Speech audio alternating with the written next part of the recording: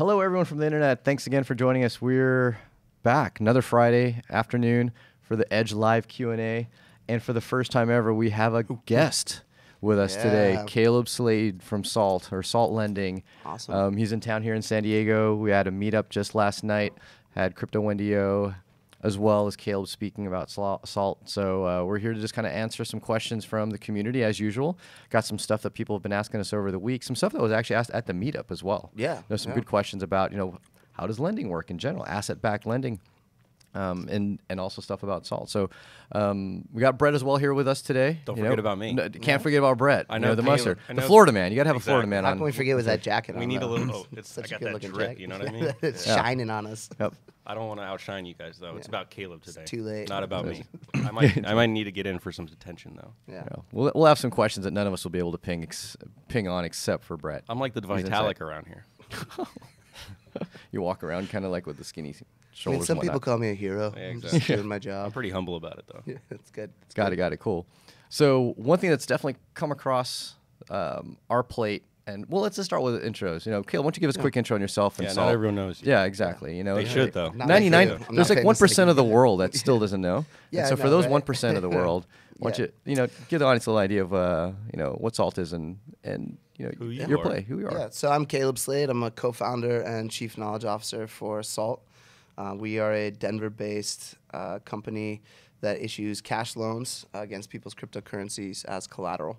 So instead of selling your cryptocurrency, losing out on future market movements, and perhaps triggering unfavorable tax events, et cetera, you can instead borrow cash, deposit directly into your bank account, and then once you repay that loan, you get your collateral back.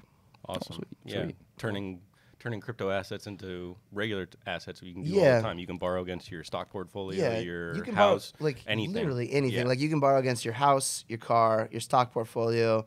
You can walk your TV into a pawn shop and borrow Right. against it, right? But when we started this project and we incorporated in 2016, there was no one even talking about doing cash loans against cryptocurrencies. We actually had sat down with Eric Voorhees, which is if there was two Eric Voorhees, what would the other one be doing? And he said, I'd really like to get a loan against my Bitcoin, because I think that at the time he was looking to purchase a house, and he was having a hard time getting a loan for his house because they wouldn't recognize 99% of his assets, and it was lost in translation for the traditional financial system.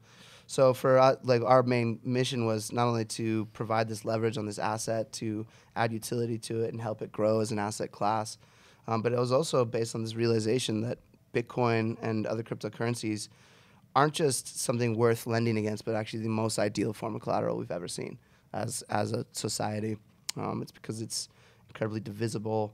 It's very verifiable. It's kind of money. It's weird. It's like you're borrowing money with money. Yeah. And we don't have a huge history of, at least not at the consumer level, of doing that. Usually it's something that's less money-like. Do they have gold physical lending, gold-based lending? Yeah, I'm sure absolutely. they You do. can borrow, Yeah. especially like ETFs or like securities based on gold. You can definitely borrow against that.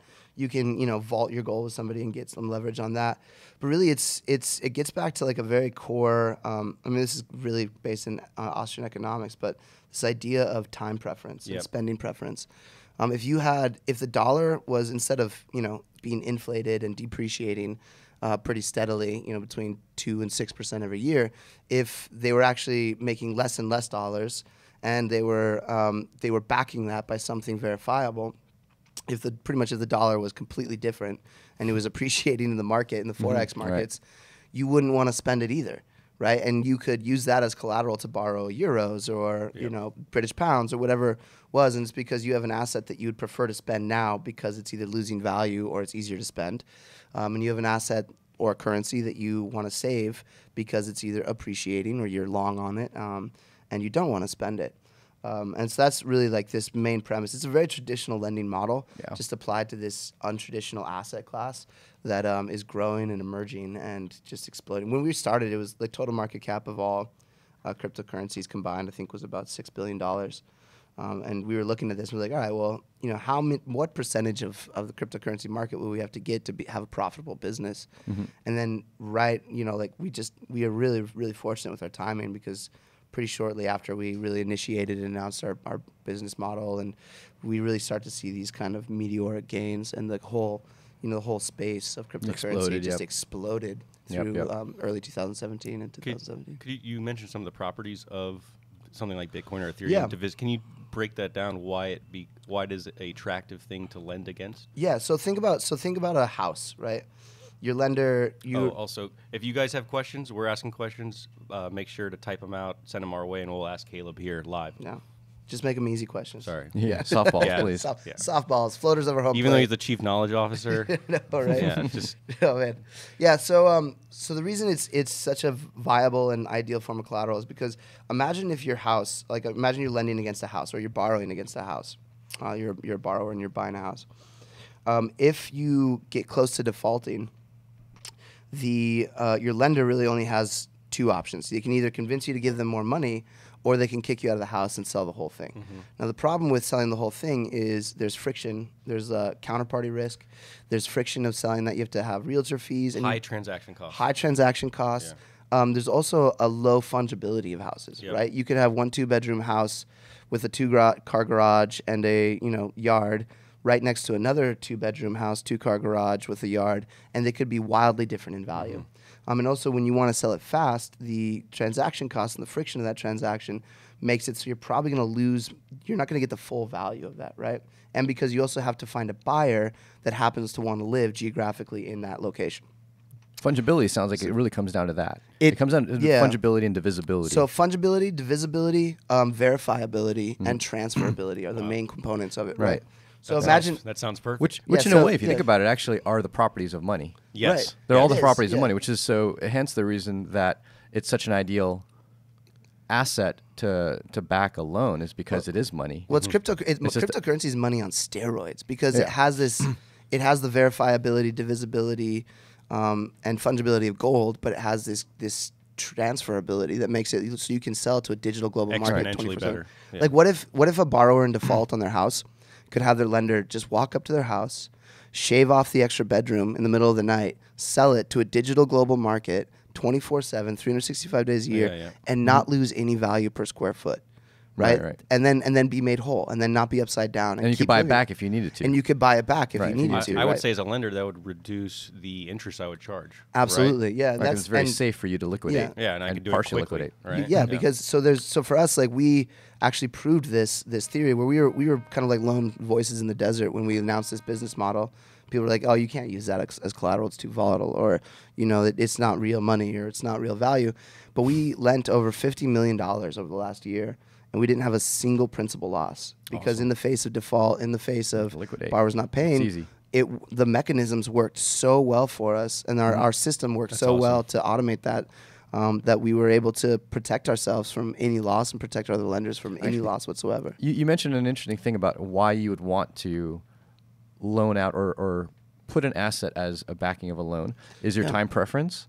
And I think that's what makes Bitcoin unique and cryptocurrencies unique is that your time preference for it is to hold that versus other money. Yeah. Whereas before, while we could have made loans from one money to another money, you don't really have good time preference in either one. You just I just kind of want to dump both. You know, and so usually it's like you said, it's a property. Like I want to go ahead and get cash for a property because a property generally over a long period of time will go up in value.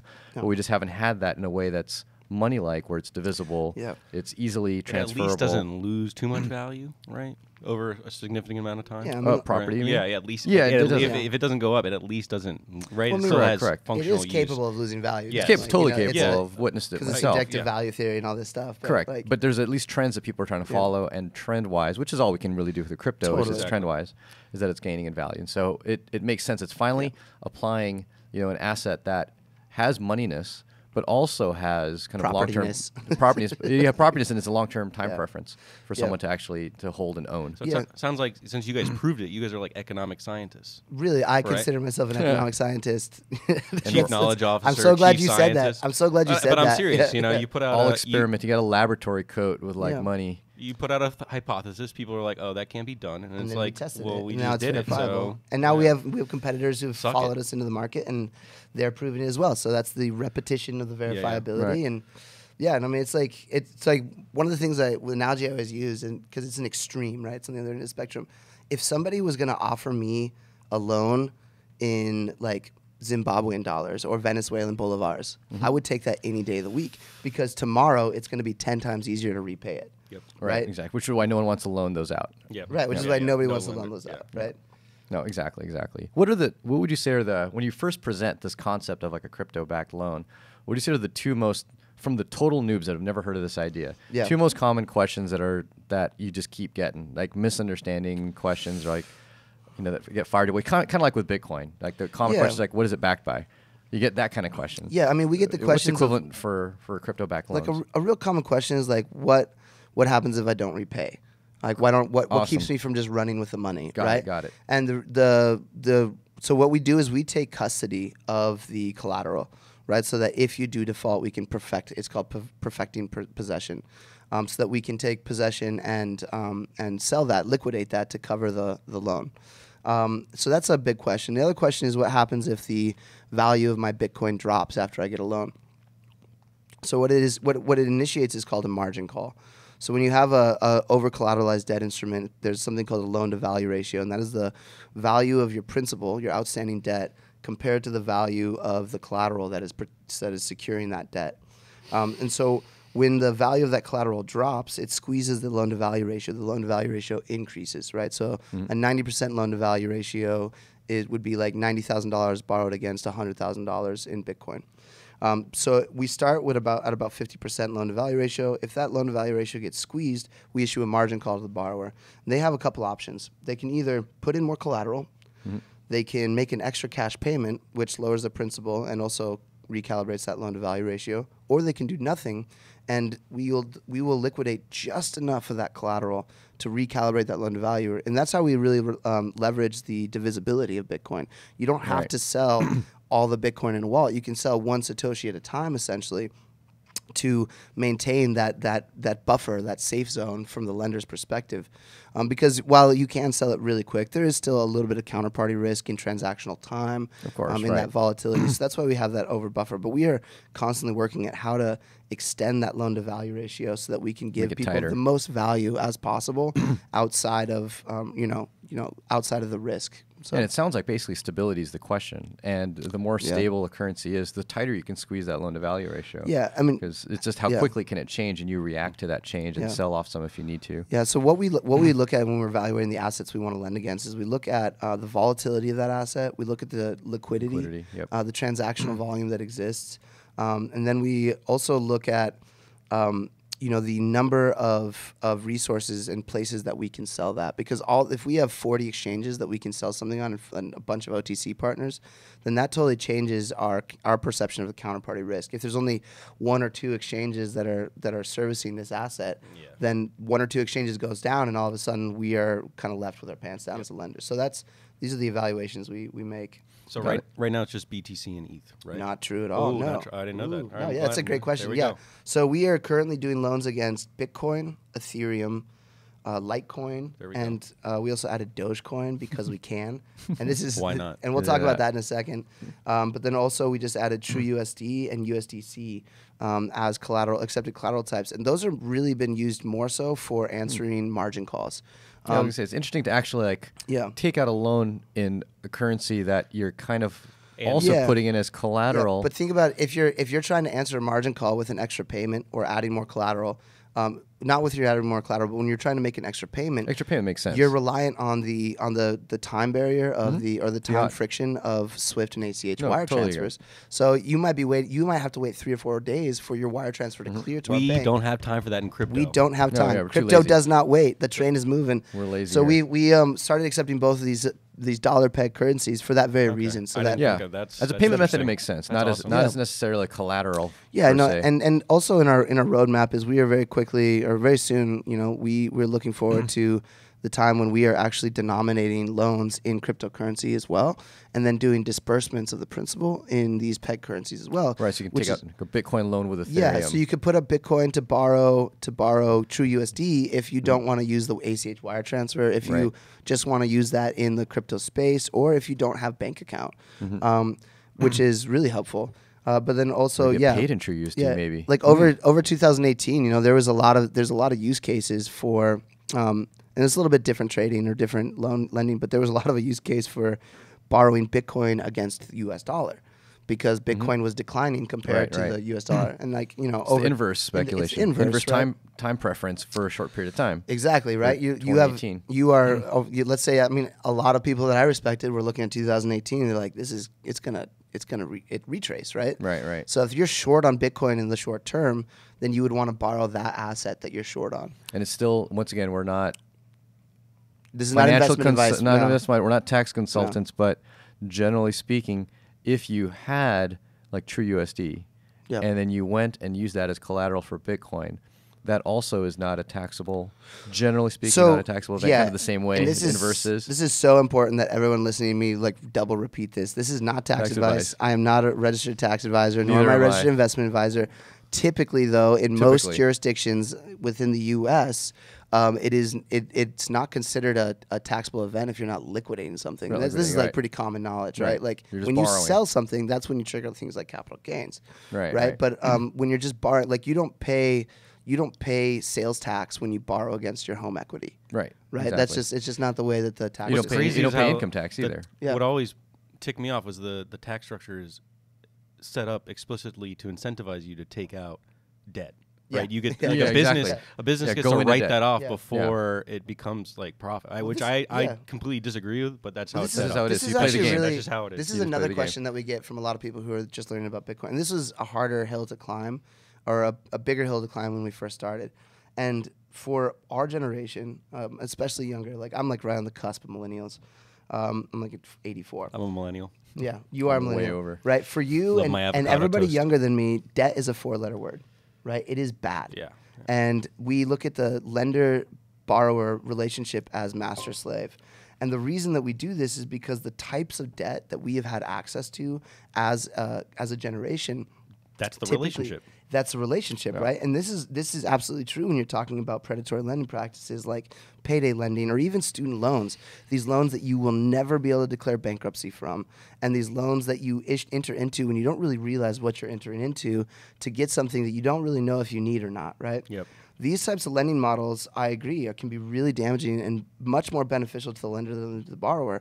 But there's this whole world of debt that for the last hundreds and hundreds of years, wealthy people have used as a mechanism to build more wealth, right? And that is not income-based debt, that is not credit-based debt, but rather asset-based debt. I mean, it's a very different kind of debt in the sense that you aren't getting money for almost nothing, for future wealth, future wealth that you might be sacrificing. You're already giving something else up, and so it's that significant model. And obviously, it's going to be less predatory because the people who generally are wealthy already have something to give up. Yep. And it's just time preference choice versus, someone who's trying to build a new bakery and they just have absolutely no money.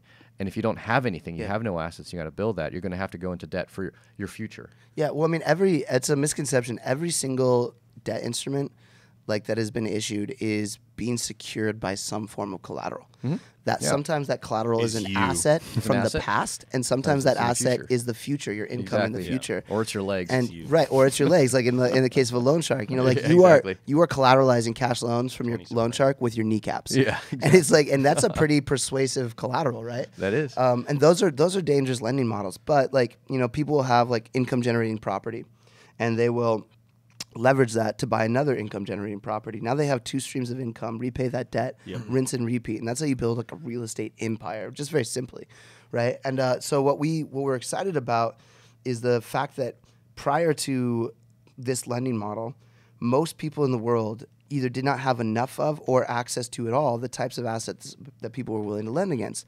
So the only forms of debt that people had access to were these unhealthy income-based debts, where they get themselves into this debtor's prison, where they get in a hole they can never get out of, and then they end up either declaring bankruptcy if they can, or they get, just in this financial ruin. And so what we're excited about is the accessibility that is just built into the DNA of cryptocurrency means that we can open up accessibility to wealth building and healthy forms of debt to everybody that can, because if you can hold cryptocurrency, you can get a loan. And also because our loans are over collateralized, we don't have to perform credit checks. We don't have to perform income verification. We don't even have to. We don't even charge origination fees, which is pretty unique even from among our competitors doing the same model. Because from our mind, it's like if we're confident we're not going to lose money on a loan, you don't need to put upfront fees to mitigate the risk of default. So for us, it's pretty ridiculous that anybody lending against cryptocurrency is putting an origination fee on the front end. Gotcha. For us, it's like you can get into a 3-year loan, repay it a month later, and have no penalties or early repayment fees, and you haven't lost that origination fee. I just came from what's up? We got a question from the audience. Question. What question we got? Does Caleb think many SALT borrowers are using their loan fiat to buy more crypto? And would you advise against that? That's a great question. One, I would not provide advice at all because I'm not a registered investment advisor. But what's interesting about SALT loans typically, and this is not unique to SALT, but they're non-purpose loans, right? So we are issuing cash deposit directly into your bank account. Once we transfer money into your bank account, we have neither control nor visibility into what people do. You could go to the strip club. You could go to the casino. You could blow it all on black. You could put it all on black or red, or you could put it into a trust fund if you wanted to, right? Yeah. I would just look at it. I was like.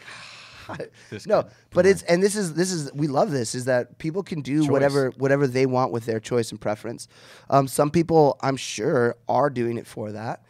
Some people are doing it to buy a house. Like we've been told, people are getting a SALT loan to put a down payment on a house or a car. I could definitely see myself doing that in the not too distant future. Yeah, you're one of like 5 millennials who's gonna buy a house, right? But so because they're non-purpose loans, we don't really actually have control or even transparency into what people do with their loans. And that's the point, is that you've already secured it with this ideal form of collateral. So a lot of loans are purposed loans, right? Like you can get like a home equity loan that is purposed for home improvement. From a lender's perspective, that's ideal, right? Because they're not only is this loan collateralized by an asset, but all the money is going directly towards improving the value of that asset. That's a win-win. Yeah. And so from our perspective, it's like the ideal nature of Bitcoin makes it so that we can operate a profitable business with much less of the risk mitigation fees and factors, like purposing money. Actually, if someone goes and takes the loan and buys more Bitcoin, and then takes the loan and buys more Bitcoin, they're actually contributing to the asset. Yeah, and that's much like improving your house. It's an alignment.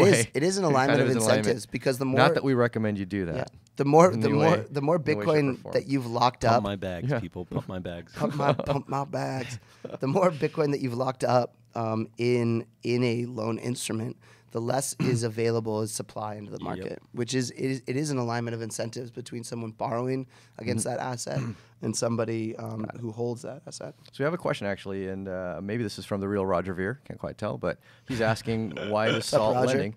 Yeah, hello Roger. Thanks for joining the show. But why does SALT lending not accept SALT itself as the asset for collateral? Yeah, that's a great question. So we honestly, there's not enough liquidity or transactional volume for it.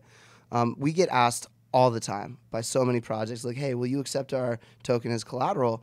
And from a technical standpoint, we absolutely could. We could pump this into our system, and it would automatically manage all these loans and issue these margin calls, and it would be smooth on that front.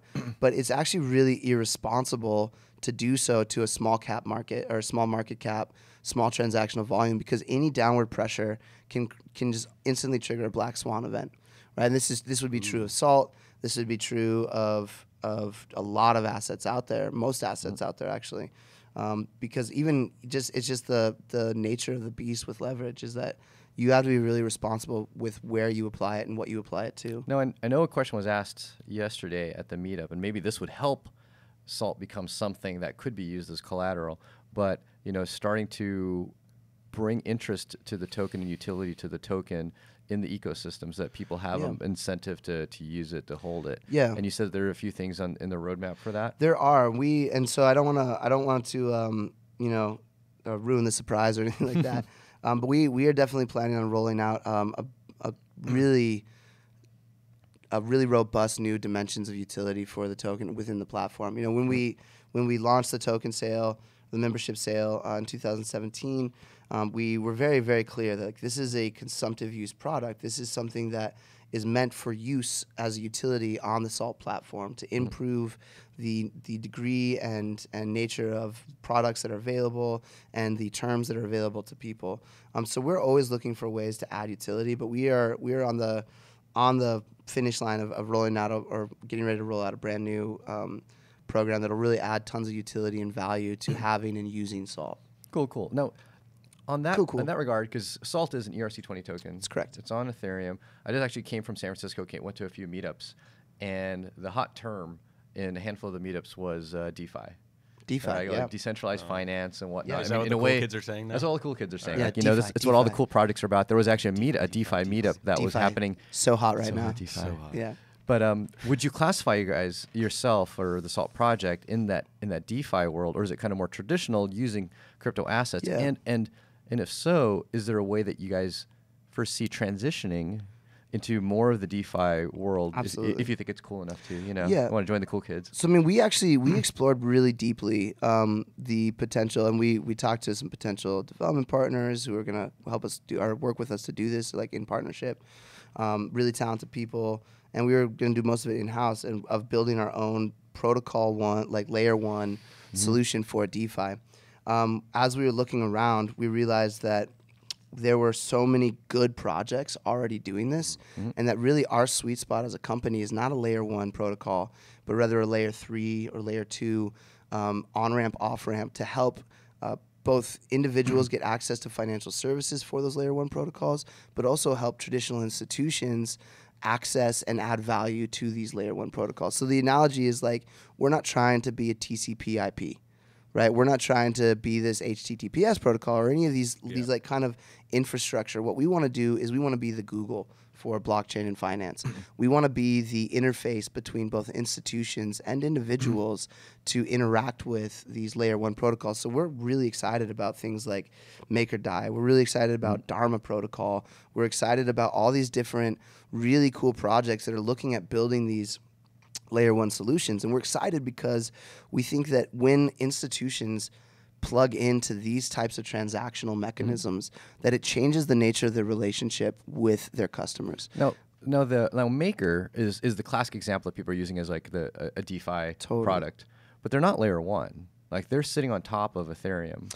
And so they're like a dApp, but the goal being with DeFi that they don't have that intermediary. There's just multiple people, thousands of people that are contributing to this. DAO. It's a DAO, right? Yeah. And so could Salt be implemented as a DAO? And what would you gain or lose? Because like I said, I mean, DeFi stands for, just for the audience, kind of decentralized finance.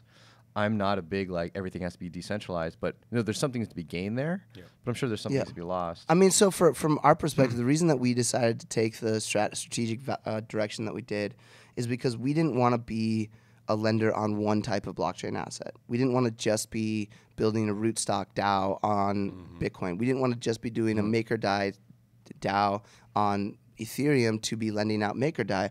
We want to be this kind of hub that can add any sort of currency that we see as valuable and see that there's demand for, which is why we were excited about. I mean, people are like, why did you guys add Doge? I mean, that's ridiculous. Well, there's tons of transactional volume on it. More than a lot of other. It has more transactional volume, more liquidity, more utility than a lot of tokens that people are talking about. Other tokens are a bigger joke than Doge. But it really highlighted what we've built and shown our strength and agility, because some of our competitors can't follow us on that, and they can't follow us because they're not doing their own custody. They're not managing their own technology from a blockchain perspective, right? Like BlockFi, for example, they have Gemini do all of their custody. They commingle all of their customers' funds directly into Gemini, one Gemini account, and then they are protected by Gemini. Gemini is a great platform, right? But they only do a handful of currencies, and Doge isn't one of them. So BlockFi had followed us on a lot of different steps that we took of assets that we were accepting as collateral. But then we showed that actually we can do any blockchain asset that we see value and there's a demand for, regardless of what your custody solution is able to handle. And that's really highlights what we are built as a company. We don't want to just stop at being a lender. right? We knew that even if we had 95% of the market share today of all loans against cryptocurrency, that would maybe last for a year or two before a Wells Fargo, a JP Morgan, at Goldman Sachs comes in and says, all right, we're going to do this too. We have $2 trillion in deep pockets. We're going to come in and just crush you, right? And so for us, we knew this is going to come, that the institutions like Fidelity are going to get into this space. And we said, well, we would rather build the on-ramp that can be licensed for these technologies. And that's what we just announced in Miami of January last month. Actually 2 months ago. I guess it's March today. Oh my God. I know, right? Get ready. No, but so in January in Miami, we kind of soft announced that as of this year, everything in our tech stack can be licensed. So any credit union, any regional bank, any national bank can come to us, turnkey our technology into their own platform, and instantly start competing with Salt, doing the exact same thing that Salt is doing. Right? And that's something that's really unique about how we've positioned and why we've done what we've done to not be a DeFi. And DeFis are really great, but what's missing, and still is missing, is this interface between traditional systems and all of their capital and all of their financial services and these decentralized systems. Like, we need a bridge between those two, and it's going to benefit both parties on both sides of that chasm. And Salt is the bridge. And Salt you guys is want to the stay agile, open-minded, and not anchored into any solution, not dependent or on anybody platform. else's technology. I have a question. Yeah. I know you have a hat that represents the United States, and I know you're a huge fan of the United States. Let's talk about, and so am I. But let's talk about. I mean, we're here, aren't we? International expansion and maybe microloans. Absolutely. So international expansion. We are currently lending in 48 of the 50 U.S. states. We're not lending in New York or Nevada. Nevada because we have to actually open a brick and mortar business to do lending. Yeah, just like a casino. That's what lending is, right? It's a casino. You can have a brothel, but Salt. Yeah, wow. Don't call my business a casino, man. That's not just kidding. And then also New York, and that's largely because the bit licenses, and we're ready to stand up to the scrutiny of the bit license. It's just once you turn in the bit license, like, a lot of your business has to slow down to a grinding halt for about 3 or 4 weeks while you just get all these regulars in your office, and that's cool. We're ready for that. We're just trying to do that at a time that makes sense in our growth strategy. Yeah. But those are the only 2 states we're not doing lending in, and then we're also in 9 countries internationally, which it's for the way that we approach this. We don't just ask for forgiveness. We ask for permission. We make sure that we are complying with all local jurisdictional laws, regulatory compliance requirements, and that makes expansion slow, but we are very incentivized to do so. Yeah. It's a pretty slow and arduous process, but we plan on continuing to expand our core offerings to as many countries and states as possible. Would you guys be able to, in the future, say, I think there's going to be a lot of cryptocurrency holders, especially outside the United States, that might have $200 worth of Bitcoin or Litecoin or Dogecoin. Yeah. I don't know if you guys will be able to service that now. Yeah, the fiat rails could probably be the hardest part about that. Like, how do you actually send them their fiat $200 worth? Yeah, so we're actually we're working on some of that stuff, and I think like dollar-pegged cryptocurrencies, accepting those as collateral and as something that we can interact with on our platform has been a huge component of that. Kind of circumventing the need for traditional access to traditional banking services.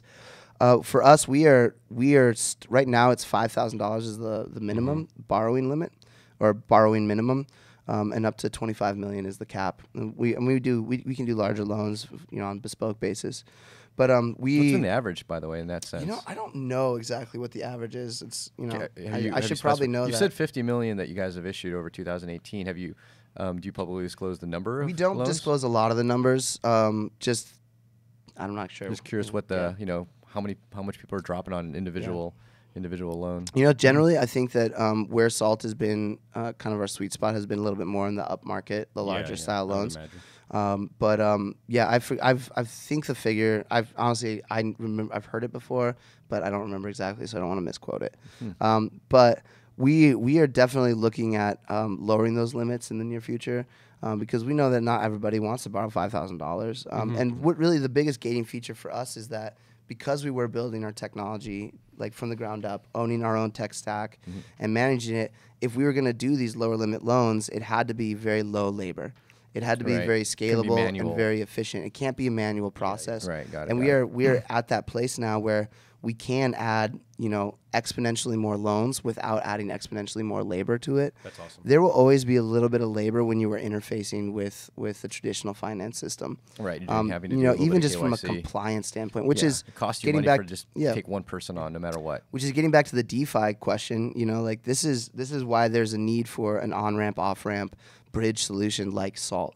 Is because this old world has these values that are not digitized, these values that are not virtual, and these requirements, these gates, which are largely to do with compliance, are largely to do with auditability, and not just verifiability on a public blockchain. That's like half the equation. It's translating that into a format that traditional institutions can understand and feel comfortable with, and that's really where. That's one of the bigger gating features. But we are definitely going towards faster and faster towards microloans. And on the topic of, you'd mentioned international expansion, let's kind of close out with where you guys are going to be. I know you got some international travels. We've got some as well. I think we're going to line some up. Probably see you overseas. Yeah. What's so next on the radar? I'm gonna be in Hong Kong next week for Blockchain Week, Hong Kong. And then the following week, I'm going to be joined by more members of my team, and we're going to be hanging out at Token 2049. Cool. If you're going to be there, please feel free to hit us up at support@saltlending.com. We would love to meet with you, love to let you know where we're going to be. Are you guys going to be hosting a booth over there? Have any presence? We're not going to do a booth this time. Yeah, we aren't either. We'll just be walking around. Yeah. Mobile booth. Mobile booth, yeah. Mobile booth. I am the booth, Paul. I am the booth. And then after Token 2049, we're also going to hop over to Adelaide, Australia, and spend some time with ADC. There's a really cool little conference there. I think Patrick Byrne's going to be out there. We're really excited about what's happening in Australia for us and for that jurisdiction. All right. You guys we'll see you guys over there.